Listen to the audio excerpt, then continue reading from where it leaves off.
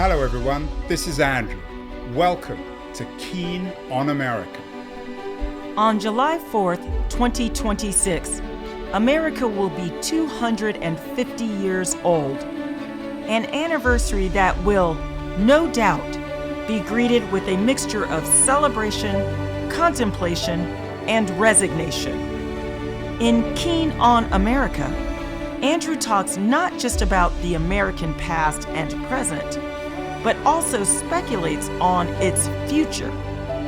What, Andrew asks, will be the 21st century fate of this now venerable American republic?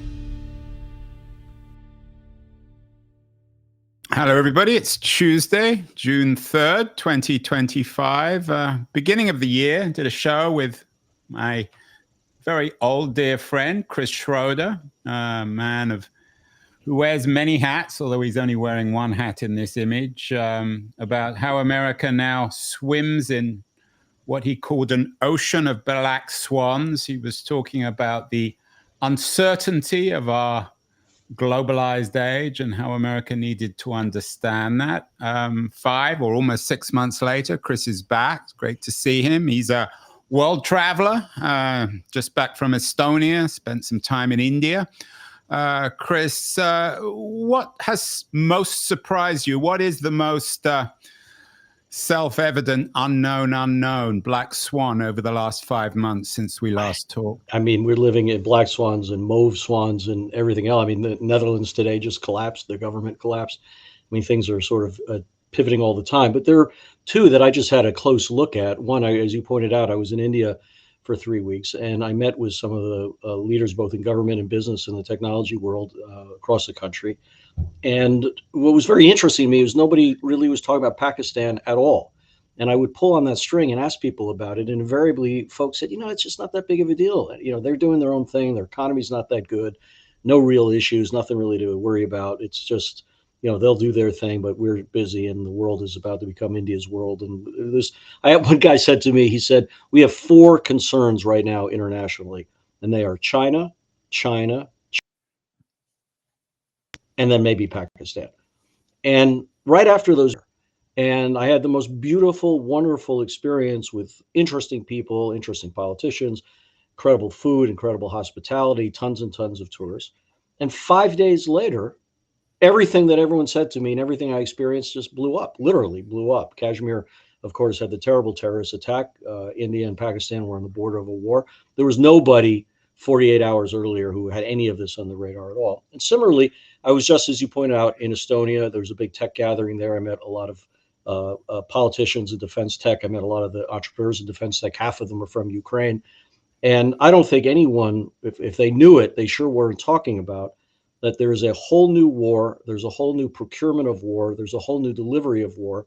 And Ukraine, which a lot of people felt like was back on their tail and had no choice but to negotiate, gave an unbelievable blow to the Russians just a couple of days ago. And that wasn't on anybody's radar of anybody I was talking about. And so, Michael Waltz gets fired, and then President Trump gives a speech in Saudi Arabia, which sounds like the death knell to neoconism. It's an extraordinary speech if you haven't listened to it or read the transcript of it. So the question is not what black swans are happening, it's the quantity of them and what lessons we can draw from them. Are there any white swans left, Chris? I don't know. I really don't know. The Mets pitching is no good. Like, that seems pretty, you could take that. I mean, even I was mentioning before, even my English football team won a competition this year for the first time in 17 years. So in Bilbao, so there are certainly lots of black swans around. Let's talk a little bit more about your trip to India. You wrote a wonderful Substack post about it a couple of weeks ago, the new idea of India. When we first started talking about you coming back on the show, before we both went overseas, India and Pakistan was very much in the news. I take your point on Pakistan. It's always a second level issue. But did that incident last month, did it make any difference? I mean, I know you spent some time in Kashmir. Isn't it one of these things that always blows up and then goes away?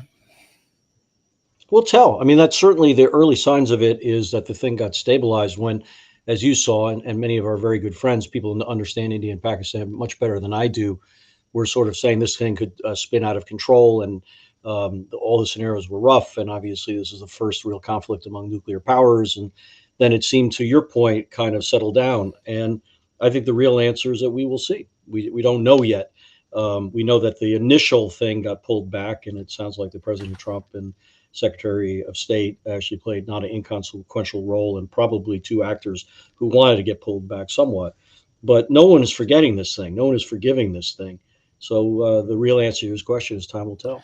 A couple of weeks ago, we also had the very distinguished British historian or Anglo-Indian historian William Dalrymple on the show about how ancient India transformed the world. His new book, The Golden Road, is, as always with Dalrymple, a bestseller. I know you've enjoyed it, Chris. You are a tech guy, an investor. You look at tech trends. I'm sure most of the time you spent in India was focused on tech, and obviously lots of headlines about Tim Cook and Trump and India. Is India reshaping the modern world in tech terms? I mean, we'll talk a little bit more about China later, but it's rare to hear of India pushing the envelope. No one would deny that India is influential in technological terms, but when it comes to AI, for example, people always portray it as a race between the United States and China. Is India a leader in any respect when it comes to tech, Chris? One of the most feedback I got back on that post, again, for people who really know India pretty well, is that the idea that this is India's moment. I am not the first one to point that out for some period of time. And so one of the questions I asked when I met with people, again, from the policy worlds to tech worlds and business worlds, is India going to have a deep seek moment? And the question almost confused people. They just hadn't, it was clear they hadn't thought about it. I mean, they were aware of deep seek. They knew that it was something kind of special. AI is certainly a commitment on everybody's mind. People are thinking about it. Every entrepreneur is using it in every fund. But the idea that there may be a breakout in the very structure of how AI is rendered was not something that I heard about. But on the other hand, I did hear a tremendous amount of ambition in tech. And in fact, thinking that deep seek moment of India may not necessarily be in AI, but it could be in other areas. Space, of course, is a place where they've been playing very significantly. They're thinking very aggressively about upping their game in chips.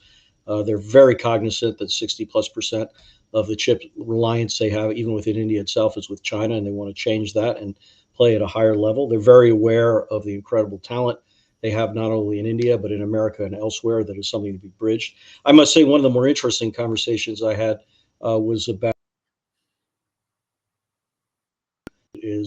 sort of in the middle about using and implementing nuclear and new reactors in a way that will be hugely meaningful, except on a lot of people's mind, and some regulations that were being relooked at there. And tied to AR was SMRs, small medium reactors, and modular reactors, And these small modular reactors very well could be a huge solution and a green solution for the energy demands that the big data centers and AI organizations are having. And that was a very real conversation. There's real movement and regulation. But I think to the essence of your question and some of the feedback I got, this is all about delivery. I think it is a moment. That something is a moment doesn't mean necessarily that people capture it. And again, we'll have to see what kind of conversation we're having about that a year from now. Chris, you know as well as anyone how influential Indians have been in American tech in Silicon Valley. Google, Microsoft are now run by Indian immigrants or people of Indian descent. What was the take? I mean, you were there 3 or 4 weeks ago, so before the big Harvard storm broke. You're also a graduate of Harvard, so I'm sure you have some strong views on what's going on there. But I know that Indians make up, I think, even a larger proportion of foreign students studying in the United States than Chinese people. What was the take, particularly on this isolationism in America, this shift towards a suspicion of foreigners and the closing down of America for foreign students? I think that the student issue is a little bit, it was humming, but it became more of a thing after I was in India. But I think one of the things that I got very clear was, first of all, almost everyone I met to, without exception, was very, very excited by the connection that Modi and President Trump have connected that there's going to be opportunity in America. There was a lot of discussion about getting quite close to a free trade agreement, the way the UK had a version of a free. We can debate what is a free trade agreement, but certainly on their mind, they were looking at it that way. I had Indians who were very pragmatic say to me that we understand that America has its interests, and America first doesn't necessarily mean America alone. And there's plenty of opportunity for business if you understand this administration's interests, for which they think they've got a decent understanding of it. If you understand your own interests, and they have a very good understanding of that, there's going to be a lot of opportunity to find that intersection. So I think that they felt that they're very open to business around the world, and that there's no market bigger than America. They're looking at Europe. They'd love to be in the Gulf. And they're not trying to put a finger in their eye in China per se, but they are very aware that they do not want reliance on China. There was a deep frustration about border issues, particularly in 2020 with China. And the other element they have is that, look, I mean, through the recent history, a lot of countries wake up one day and realize that they're over-reliant on China for something. Or in the case of Europe, they were over-reliant on Russia for energy.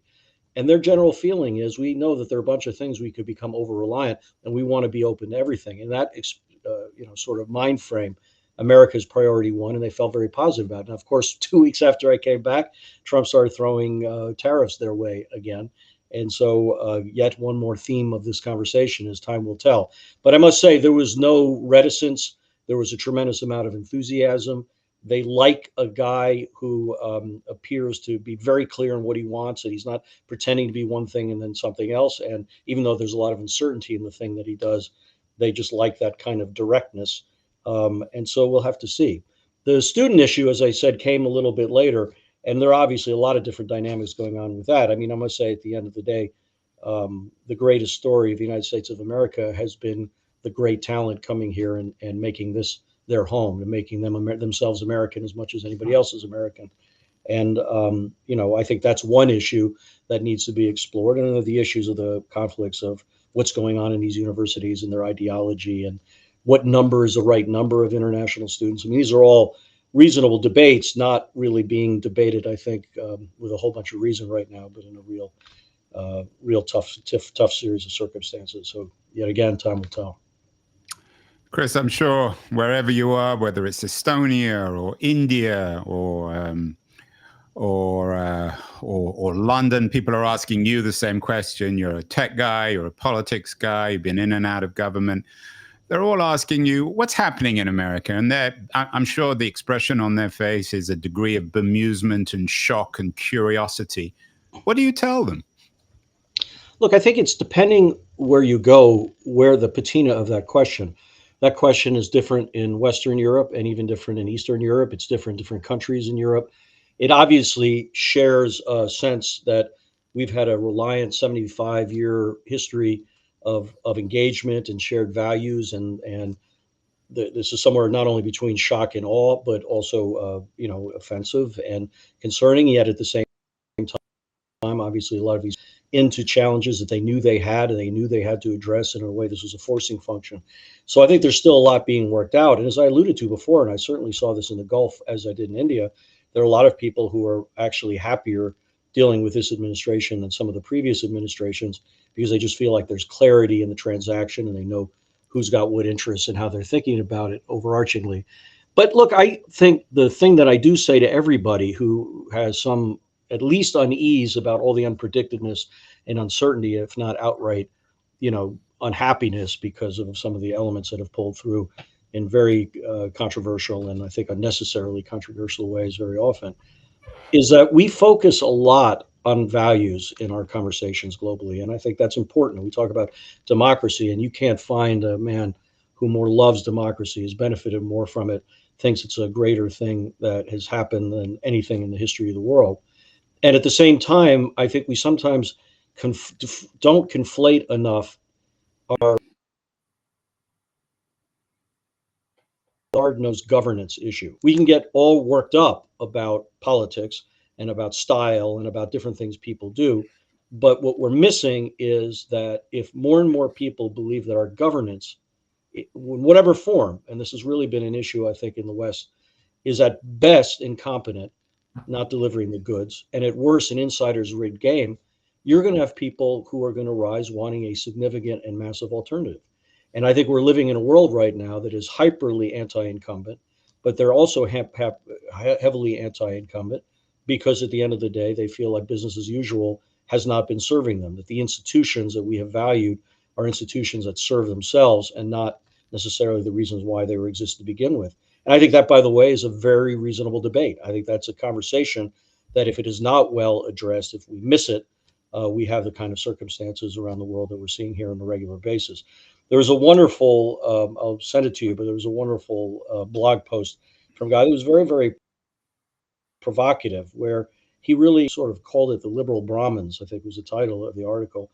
And effectively, he was saying that if people don't listen to large swaths of their populace who are not beneficiaries of the things that the elites are benefiting of, and if they think at the end of the day, all they can do is kind of sit back and things will move back towards them, they're not answering my governance question. They're not asking how can they make their party, their view, governance, and democracy deliver. And I think that everyone who wants to think about the world that we're in has to stare at this very, very hard, very analytically, and start saying that, we've got to deliver. There are real, legitimate concerns that people feel, and to ignore them or to brush by them or dismiss them as, not part of your posse, we're seeing the ramifications of that quite clearly. You spent a lot of time in the Gulf. I know you spent some time in Saudi, obviously Dubai, the Emirates. You also, I know you've been reading Rahul Bhatia's new book on India, The New India, The Unmaking of the World's Largest Democracy, which is about Modi. You mentioned Modi earlier. Are some of these authoritarian leaders, whether they're in India, the Gulf, perhaps even the United States, are they, Chris, better at listening than the old liberal Brahmins? I think it's very situationally, because part of it is listening, but part of it is instinct. Part of it is to know how to spin up a populist appeal, which, again, when you're dealing with a lot of folks who feel that governance is not working for them, is just completely fertilizer ground for populism to rise in whatever form, left and right, by the way. And so I think that the lesson is that when people, there's a wonderful quote from Reinhold Niebuhr, the great theologian, who said in a definition that it's only when people are uncertain that they're doubly certain. It's only when they're uncertain that they're doubly certain. And these are, to the beginning of our conversation, there are black swans all around. And over the last decade, so you could be my age or you could be 20 years old, and the rules of the world are dramatically different and changing rapidly. There's a lot of unsuredness, and in unsuredness, there is people seeking sure answers. So I don't know yet if it's about listening, though I think that's certainly a big part of it, but it is certainly weighing into an understanding of this dissatisfaction and giving certain answers, blunt answers to things in very confusing times. Chris, you're also I think you're the chairman of the German Marshall Fund of the US, so you know transatlantic relations as well as anyone. You're just back from Estonia. I know you've got some interest in American military tech. Big companies like Anduril, of course, are doing well. Facebook, Facebook is, Meta is now working increasingly like so many of the other Silicon Valley giants with military tech.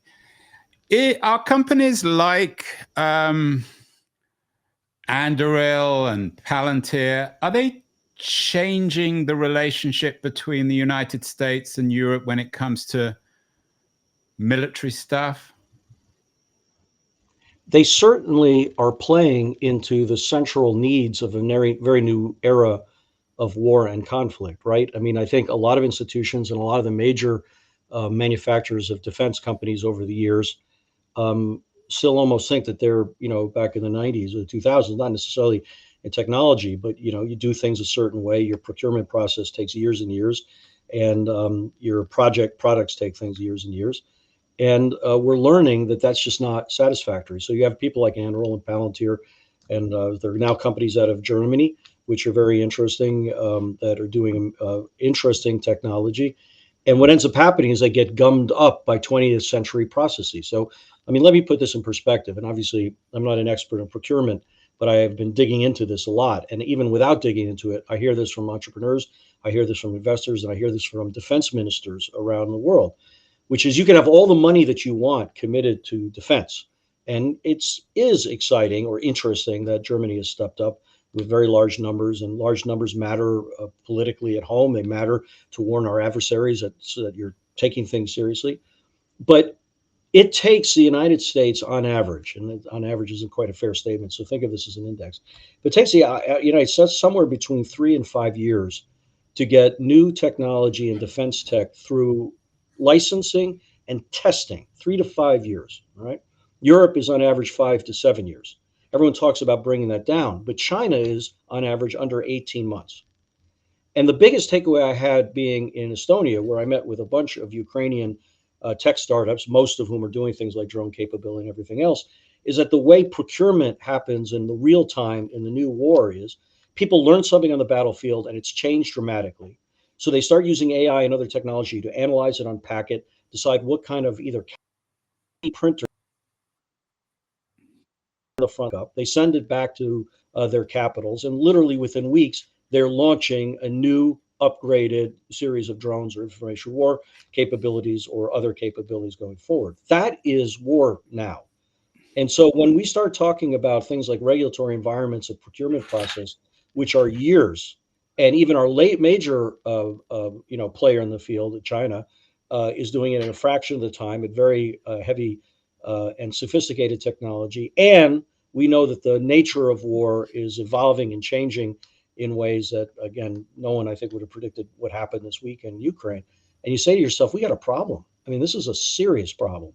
And, politicians aren't good at breaking up regulations. Regulators like their job. They like to play into their tactical areas. The big manufacturers get benefit from business as usual. And we're in business as usual in a world where nothing is as usual.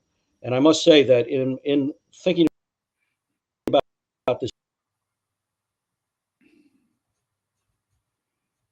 and Estonia, it just is very, very clear to me that this is something that everyone talks about, that it'll move faster.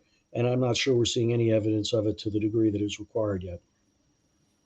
I'm guessing, Chris, you probably know better than this on me, that there are lots of Estonian advisors to the Ukrainian government or the Ukrainian military authorities. Of course, their successful drone attack on Russia this week is hitting the headlines.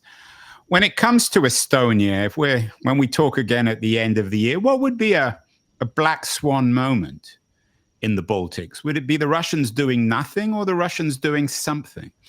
Well, certainly everyone there is prepared or thinking about being prepared for them at some point doing something, an assumption, if not now, at some point. And though there is sort of an idea that I will also hear from senior individuals that, under the blanket of NATO, they wouldn't dare. So again, throughout the history, you know this so well from all that you've studied and read and talked about on your show. I mean, throughout the history of war, there are people who say it can never happen, and there are people sort of in the wilderness shouting it's going to happen. And obviously, we remember the latter moments because they're the ones that are so significant. So I think that there certainly is that debate going on, but I think being on the border, this is a country, Estonia is a country that's already spending 5% of their GDP in defense. They do tremendous co-authorship with Ukrainians and other innovators in Poland and what else. They're very aware of it.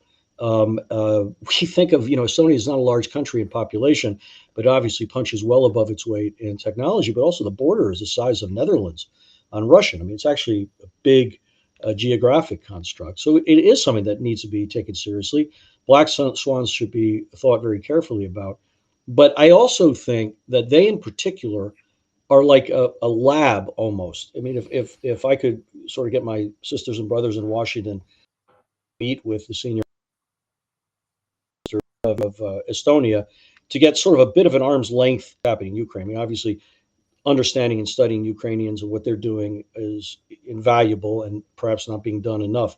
But I love, I must say, the Estonians talking about happening because they can be both circumspect, historic, and have a little bit of a lens of not only empathy, but sort of reflection that makes their takeaways and lessons very powerful. I feel the same way about Taiwan on information war. I mean, they're like a petri dish of the latest technology being put to them in information war. And talking to them about China, you just get a different lens, the way you get a different lens talking about China with Australia or Singapore, which I also love. But, you know, remember, Andrew, the Baltics really isn't a thing. I mean, it's a construct we've talked about for, you know, decades. But the fact of the matter is, in many respects, I think the Estonians have more in common with the Finns, and there's a geographic connectivity and history of some sort. But they're also a very different, very unique.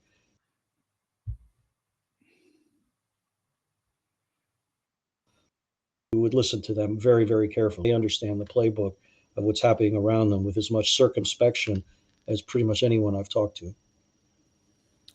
Speaking of that part of the world, last week we had our mutual friend Edward Luce on the show, the FT's man in DC. His new book is a biography of Zbigniew Brzezinski. You've worked very closely in DC. You work with James Baker, for example. Should we, Chris, be nostalgic for those big players, the Zbigs, the Bakers, the Kissingers? Are we living in an age where we need more authority when it comes to foreign policy? The Trump administration, of course, has been heavily criticized both domestically and internationally for its absence of authority on international politics.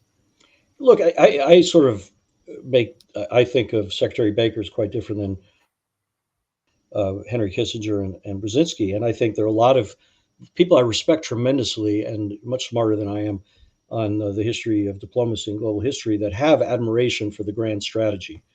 And obviously, both men, Brzezinski and Kissinger, were extremely complex people. You go to I do a lot of my work in Southeast Asia and rising markets, emerging markets, and their view of Kissinger, if they remember him at all, is a little bit different than the sort of great sage, wise man that some of the crowd in Washington admire. And like, you know, any significant figure, there's truth across the spectrum. And if nothing else, both men had unbelievable minds. They had unbelievable theories of where the world was going. They were shaped very specifically by the circumstances that brought them here. And, you know, when they spoke, you had to listen to them and whatever. But I must say, I've always remained skeptical of people, particularly academics and somewhat ivory tower people who have these big thoughts about how the world moves and chess moves or whatever else, because I spend most of my time bottom up. I spend most of my time with young people, you know, all around the world who are thinking very differently. They're constantly changing the game very differently. And the idea that we live in a semi-Metternich world where the big actors can move chess pieces and they have these grand strategies. If you assess both men's actual track record, you would come to the conclusion that their batting average, historically speaking, was significantly mixed. And that doesn't mean that you can't admire their skill or their frameworks or learning from them or be, you know, sort of in awe of them, either positively or negatively. But I very suspect by the arrogance and the hubris and the elitism that comes in the idea of grand strategy.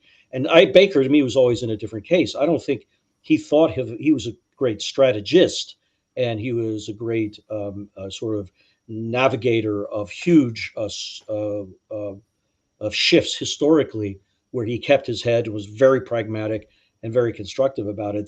That's my model. Like, yes. So at that level, I wish we would have leaders in government who have actually experienced things in the private sector. They've actually had to build things. They do understand how government works. They're very pragmatic. They're very clear on each other's interests, and they know time, and that this is not an academic exercise at all.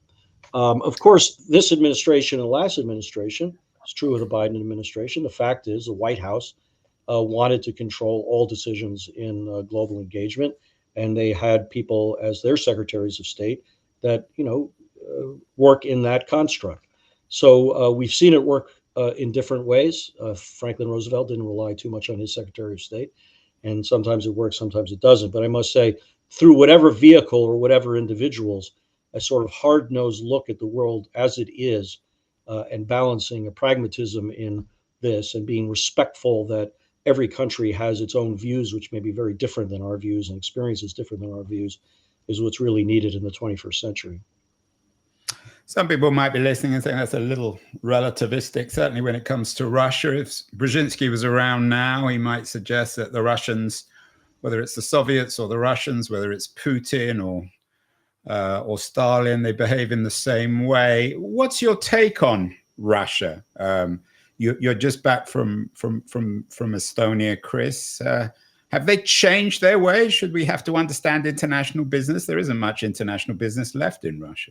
No, I don't. Well, there is actually much more than we think. I mean, the shocking thing is that the amount of even energy that got out of Russia, even to Europe, is staggering in the process of all of this. And of course, so much of Russian trade and business international isn't with the West, it's with the East. And I don't think that Russia would be in this war if it weren't for China and alternatives that have helped keep their economy moving. But that I'm making sort of a different point. It's not about the business. I think the intersection of business and policy and technology has never been greater in world history. But I'm not saying like business has the answers to this stuff. I'm saying that you need people who are tough and understand the interests of the others and understand your interests and come at it that way and not from a sort of academic construct of big chess moves being played. And in terms of what's happening in Russia, I mean, I'm no Russian expert.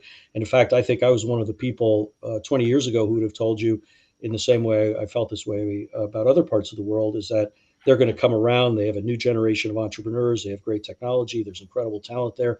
It will force Russia to change. And I was wrong and I missed that.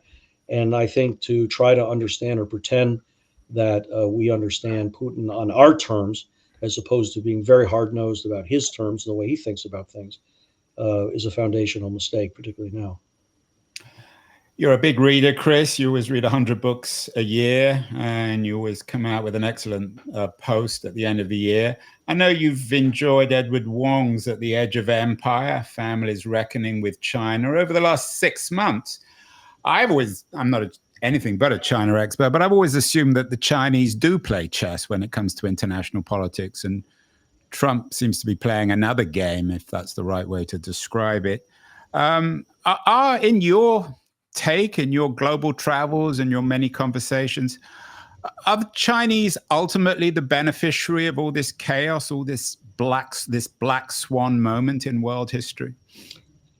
I'm not an expert in China either, but I can report on the things that I hear and observe, because clearly there is a strategy there. I think in a way that we haven't had a really clear China strategy entirely in the last 10 years, other than kind of a new version of containment. But I think that when some people in this administration point out that historians will look back at a period when all we did was outsource manufacturing and a lot of core elements of what made America great at that point to low-cost labor, and thought that at the end of the day, China would come into the world order just by being welcomed into the world order, clearly has a significant amount of learning and assessment that we have to do when thinking about China today. And at one level, it's still a very hyperly centralized planned country, and it's got plenty of problems. It's not 10 feet tall in terms of its demographics and its economic issues and everything else. But you've got a tremendous number of hyperly talented, hardworking people who are incredibly innovative. I think the DeepSeek moment was a very significant moment. I think other things we're seeing happening in space and defense tech and so on shows tremendous sophistication, both not only from strategy, but execution of strategy. And so it is conceivable that the weights on them will hold them back. But I must say that I probably would not be living my life either in business or in policy as taking that as my bet that the house is rotted underneath and it's about to collapse. I think there's just too much energy and potential there for all the challenges that it has. And I will say that around the world, when I talk to people, there's tremendous admiration for China, admiration for their products, admiration for their customer service, admiration for their prices, and very, very happy to do business with them. But I do think, not unlike in India, more and more people are saying, I don't want to be over-reliant on anybody. And they want options.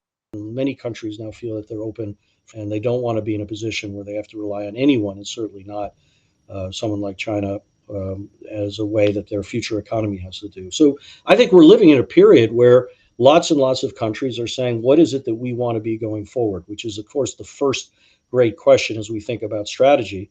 The question will be, will we get locked into the bias and the stories we've told ourselves of the last 20 years, or will we, one, come to a strategy in a very new world and, most importantly, execute on it? But that doesn't mean necessarily that China wins and America loses, or vice versa, because I go around the world and I'm seeing rising economies everywhere, and they're looking very forward to their seats in the town. 300 million people in Nigeria have just joined the middle class in the last decade. Indonesia is doing some really quite interesting things. People like to say that Latin America is challenged. It's got its challenges, but there's no question that in Brazil and Mexico and elsewhere, people are thinking very, very, very significantly about what kind of place they want to be in the future. Politics too often wins. We'll sometimes get distracted from the major issues into a lot of the stuff that social media takes us through. But it is a very different period. And I think the big takeaway is to take China lightly in any way would be a mistake. And I think most people more than appreciate that and are just figuring out what it means while at the same time having engagement with it. Chris, when you're not traveling around the world, when you're not in Estonia or India or the Middle East, you're in Washington, D.C. We did a show last week with Michael Kimmage, who took over the Kennan Institute at the Wilson Center in D.C. I'm sure you know Kimmage, and you certainly know the Wilson Center. He wrote a piece for Liberties, We Must Save the Books, about the closing of the center, the crisis of the Kennan Institute. And he described this as seeing what he called a ruin in Washington, D.C. You're a D.C. guy. Are there ruins? Has Doge undermined some of the fundamental civilizational qualities, the imperial qualities of Washington, D.C. and institutes like the Wilson Center and the Kennan Institute? Are you as concerned as Kimmage? We had a very dear friend who was senior Democrat working the sort of the global affairs and defense related areas of the last administration, who said to me when USAID got shut down, he said, look, we all knew half of what USAID was either unaccountable or really wasn't moving any dial forward anywhere. No one wanted to prioritize taking it on. And that's a very honest statement, because I think that's true of a lot of elements of governance in Washington, and business as usual is never going to change that. I spoke recently to a gentleman who was the deputy secretary of a major cabinet back in the times of Clinton. And you remember Al Gore had this, we're going to reinvent government. And he got they got a notice from the White House saying they had to reduce 10% of their workforce, started sharpening down the bureaucratic momentum that got built. And he said to me, he said, we all know, every one of us who runs a cabinet or is close to running a cabinet knows that there's 10% easily defined and probably more, and no one ever does it and everything kind of moves on. And so we got the order and figured we'd have to figure this thing out. And I said, so what percentage did you reduce? And we went like this. He said, I don't know, 0.5%. And I said, why? How's that possible? You got a letter from the White House. And he said, well, our inbox was filled with other things. Nobody ever followed up. And so the game is the game, and the machine kept moving, and people have other priorities. And you will then wake up all of a sudden, you have government that at best doesn't seem to be performing. It could be incompetent, and at worst seems like an insider rigged game, spending lots of money that people cannot understand how it affects them by the spending of it. And a problem arises where business as usual was never, ever going to take that on. Now, we can get into a debate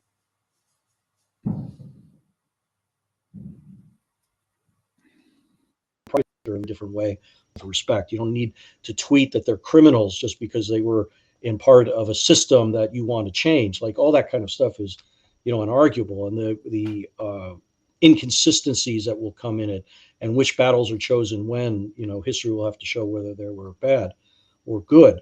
But I don't think that there's any question that it takes very unusual thinking and tenacity to take on governance and try to do something which is different. So I'll give you one concrete example that has stuck with me. There's a guy that I know has been doing Doge, a very serious guy from Silicon Valley who's been doing a lot of the Doge work for the Veterans Affairs. So, yes, there needs to be cuts, and yes, there'll be that kind of thing. Yes, there's going to be debate about should you cut or not cut. But he said, no one's talking about the thing that's most interesting to me. This is him speaking. He said, we realize now with the data that we're starting to look at, there's going to be no organization in the history of the world that will predict veterans suicide in the Veterans Administration. We are bringing a level that gives incredible insight to individuals who need help that we can get ahead of. And so, Andrew, to your question, to know that we have 20th century institutions that need to be rethought of and perhaps treated bluntly with some bad ramifications, knowing that there were bad ramifications that were happening in any event, and at the same time say, are there opportunities of things we can unleash with this, is, I think, a fascinating conversation. The problem is the way that it's being done and all the different dynamics that happen in Washington. And I think a tremendous amount of forces of not only wanting to go back, but people who are very understandably outraged by some of the sort of the constitutional approaches to it, means that we can't have that serious conversation. We cannot have a conversation where people can step back and say, you know something, business as usual is never going to fix something that needed to be fixed, and it can unleash things that we never thought governments could do. We could be Singapore on steroids with science and technology now if we could bring it to bear. But we can't have that kind of a conversation. But to me, it is in the midst of it. Finally, Chris, I know you want to save the books like the rest of us. You're a huge reader. I mentioned you read 100 books, or you try to read 100 books a year. You write about it at the end of the year. I know you've been reading some biographies of filmmakers. You're reading a biography of the great Japanese filmmaker Akira Kurosawa, and then one of Satyajit Ray, the iconic Indian filmmaker.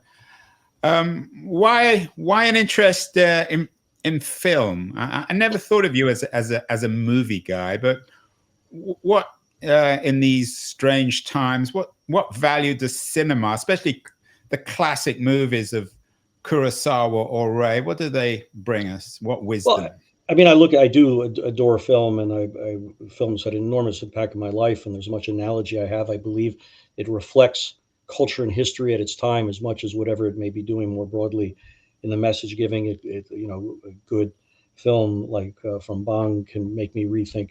Parasite made me stop and breathe and reassess a lot of my engagements, the way I think about the world. So I've just huge admiration for it. I've huge admiration for the craft, how they do it, how they put things together. I'm an enormous fan of David Lean, and he was a tyrant, but incredibly brilliant guy who made sure that every detail was attended to in order to make these canvases of spectacular story and moving storytelling that both reflected the time, but also reflected what he was trying to capture in literature into film. So I have had all that for a very long time. I must say, in some respects, when I go on my travels, I love to read about, or I go through a series of YouTube interviews of the great directors of the countries there, because in a way, they are journalists of a kind. They are thinking about what's happening in society, and they want to reflect it in different ways. And sometimes it's artistic and expressive, and sometimes it's almost documentary-like. And memoirs by Ray, first of all, just his influences and the neorealism of Italy, which was a kind of a reporting and documentary look of Italy after World War II, highly influenced him wanting to tell a very specific story about India and India's rise at the time he was in. I just have found riveting. And the Kurosawa, his memoir goes right up to Rashomon, and so it's really the influences and forces and history that was affecting the film industry and how the film industry was affecting history that I just have found riveting. And so these are great storytellers. They obviously have great impact on us as entertainment and art.